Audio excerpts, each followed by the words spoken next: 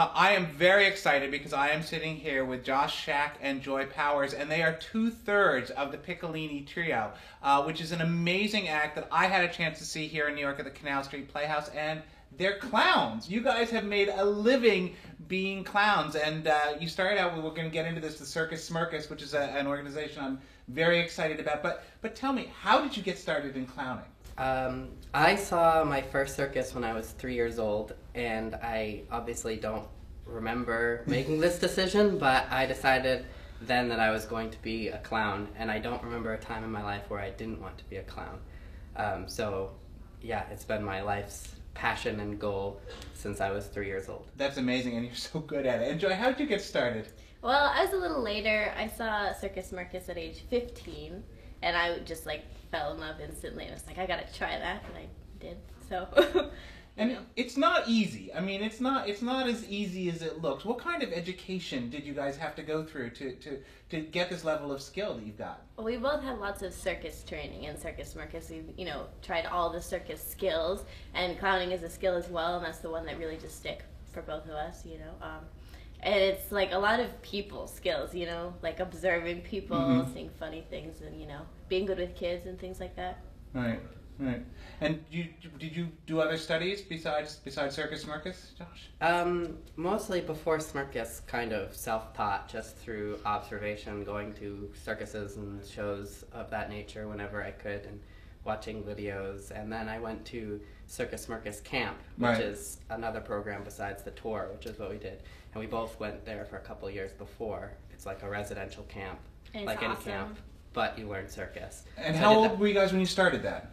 I was 13. I was 15, I guess. 13 and 15. And I did it for 2 summers and then auditioned for the tour. So that's where my formal training came from. But mostly clowning is, most of it what you learn is just through doing it. Something can seem funny in rehearsal, but you need to get in front of an audience to really learn it, and then you listen to the audience, and that's where you really learn it, is through doing it. Yeah. Where other skills you can practice and practice and practice, and then you get in front of the audience and you do it. Where clowning, you need the audience for that final. It's a lot of experimentation with people. And like she said, psychology of knowing what's funny by being observant, and it's like commentary on human nature kind of thing. Right. You just watch people and find out a lot about what makes people happy and what moves people emotionally. Now, one of the things you guys do that is so funny to me is because you're performing in a small theater with a ceiling about as high as maybe it's 10 feet tall,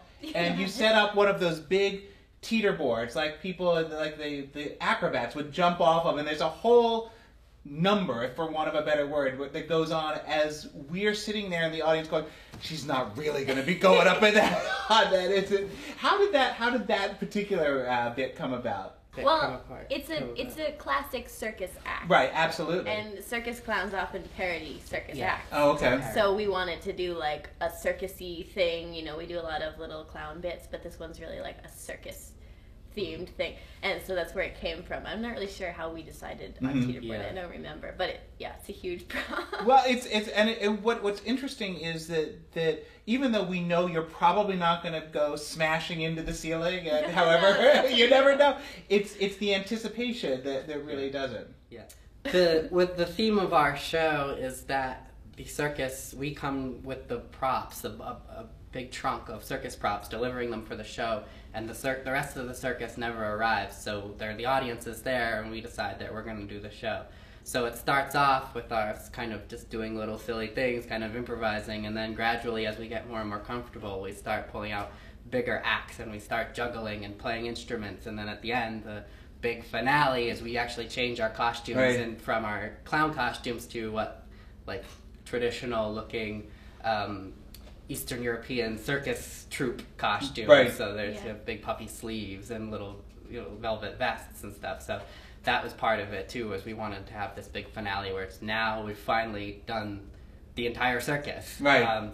And actually we had somebody who, a kid who had auditioned this year for Circus Smirkus, and we kind of watched his audition beforehand. He wanted to try it out for an audience to get some advice. And he came and saw our show afterwards, and when he saw the teeter board came in, he saw the height of the ceiling, like you were saying. He's like, I was wondering how you were going to do that, but it's just a parody. We're not well, John actually, who's not here, is an acrobat, and he's very skilled, but takes more than one person to do we're not really acrobats, so we just do a parody of it. Like our whole show is somewhat a parody of a circus. Yeah. And that's the big finale. Yeah. So I want to go back to, because this is something that parents can do. Well, first of all, are your parents proud that you're clowns? Yeah. Yes. Of course. We have very, very supportive families. Yes. That's great. Yeah. We do. We're lucky. That's great. Because it's a weird thing to do. It's true. But yeah, our families have been really supportive. They always come watch our shows, and they've been great. We call them the mamas. We have a group of people who are actually our mothers, and then some friends of who are also mothers but aren't our mothers who come to see our show. And they're always very enthusiastic and supportive, and want to help out where they can.